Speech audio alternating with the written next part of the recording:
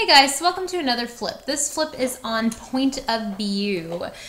And so what I'm going to show you is two options that you have in order to find the point of view video. You can, I'm guessing that just recorded. You can either continue to watch this video all the way through as I go through the tutorial, or you can log into your ebook, go to Contents, Collection 2, The Thrill of Horror, go down to the Telltale Heart, read the text, and then if you go to your Resources tab, you will see Level Up Tutorial. Yeah, no, none of this is going to work. Oh, no, here it is, Point of View. Level Up Tutorial, Point of View. Click on that one. You will learn to understand. So, then you can go through the tutorial all on your own using all the interactive capabilities, or you can continue to just watch me and watch me as I go through it. Now, if you're going to do it on your own, make sure your pop-up blocker is turned off for this site. You want to allow pop-ups for this site or else the Level Up tutorial will not work. Okay, so continuing forward, if you're going to continue with me, here's what you're going to learn about point of view. Okay, so sorry. What is point of view? I just hit my thing here. Okay, so what is point of view? Point of view is basically the idea of how we view different things. Okay, so a writer creates a point of view by choosing a narrator, the voice that tells the story. So as you've learned, the narrator can either be inside the story, so a character in the story. The detective said to me, "We must be careful. This is a very clever thief." I nodded in agreement, but didn't share my doubt that the detective was a clever enough match for the master criminal. Okay, so here we have first-person point of view. The narrator is a character in the story. Sorry, my son's sitting right next to me. Or your narrator can be outside of the story. Reba's hamster had escaped again. Calico was not in any way of his usual hiding places. Okay, so the narrator is a third-person point of view. All right, little interactive element here. In a story told from the first-person point of view, one of the characters reports on the events and other characters. Readers see the action through the narrator's eyes only. So in each story told from the first-person point of view. So this one says, I struggled against the icy blasts of wind all the way to the North Pole. So hopefully you said yes, because the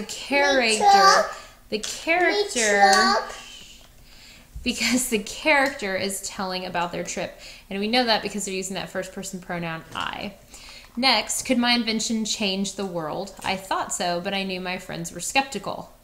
Again, yes, that's first-person point of view because you're hearing the first-person pronoun I.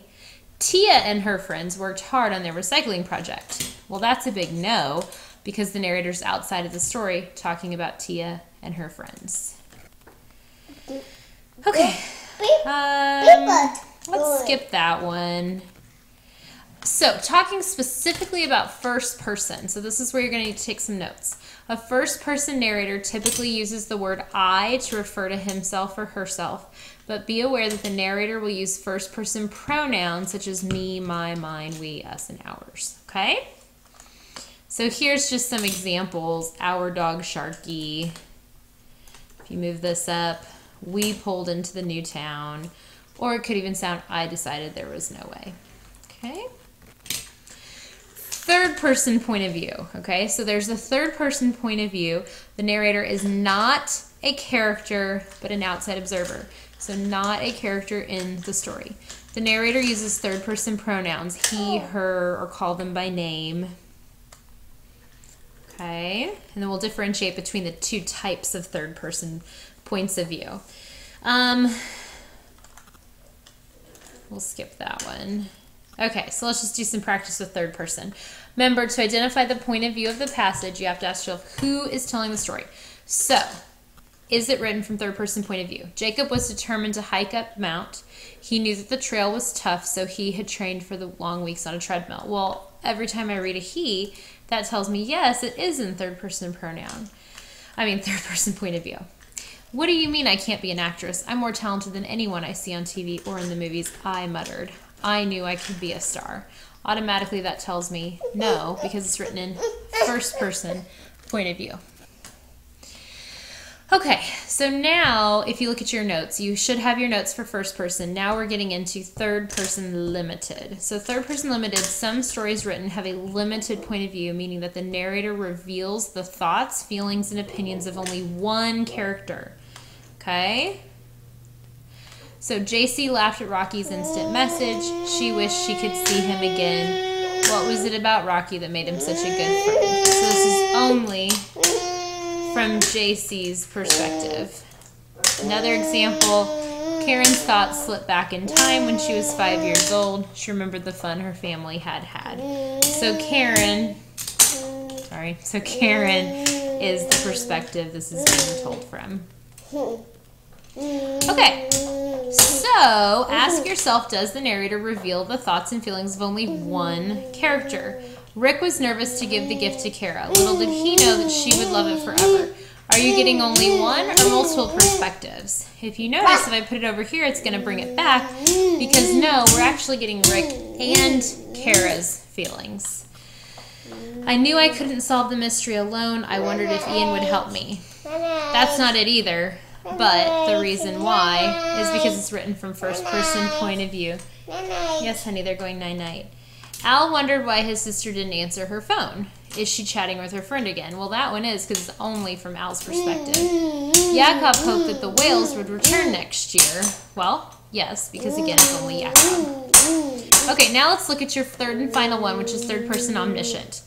The word omniscient means all-knowing. So when you see that word omniscient, it just means an all-knowing narrator. So if it's third person omniscient, the narrator has access to all the character's thoughts and feelings. Unlike a limited narrator, an omniscient narrator can reveal the character's thoughts and feelings, may tell about the past, present, or future. So, Chelsea had a crush on Dan. Dan had a crush on Chelsea. So you're getting two people's perspectives. Okay? Okay, third person omniscient. Susie stared at the trapped mouse. It looked scared. She felt a stab of guilt, just as she felt weak when she caught a butterfly last week. So I'm only sticking with Susie, so I'm thinking it's a limited narrator. So I'm going to say no.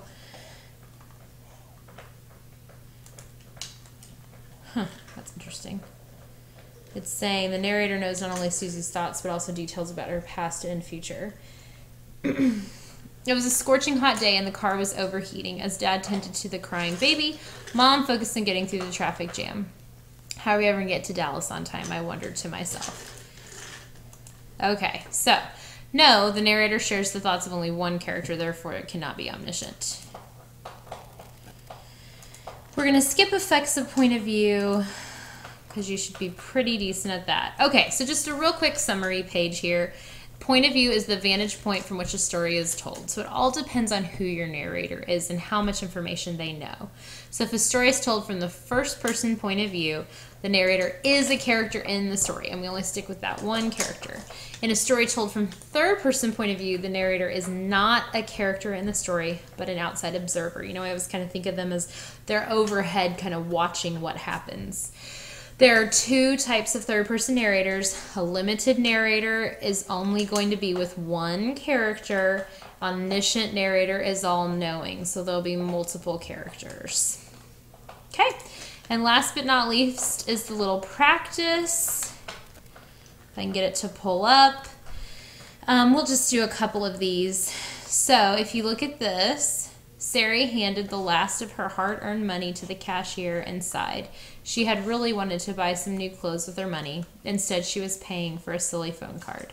Sari's dad knew she was unhappy, but he had been forced to take her cell phone away from her when she disobeyed their parent-child phone contract. He hoped she would learn a lesson.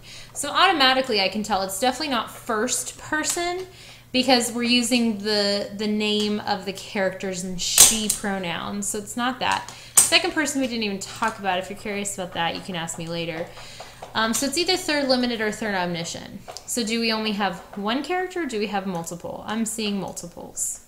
Yep, and we were right. Okay, so continues on forward.